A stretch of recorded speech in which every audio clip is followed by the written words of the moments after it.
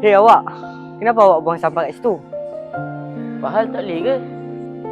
Memanglah tak boleh, ini kan kemudahan awam. Jadi kita kenalah jaga sama-sama. Bukan awak seorang je nak guna, tapi ramai lagi orang nak guna. Awak faham tak ni? Yelah. Jadi kalau awak dah tahu, jomlah kita petik sampah sama-sama yang awak dah buang tadi. Jom.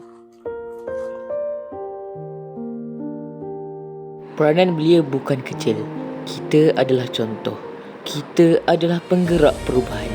Daripada sekolah ke kampung, daripada taman ke bandar, kebersihan bermula dengan tindakan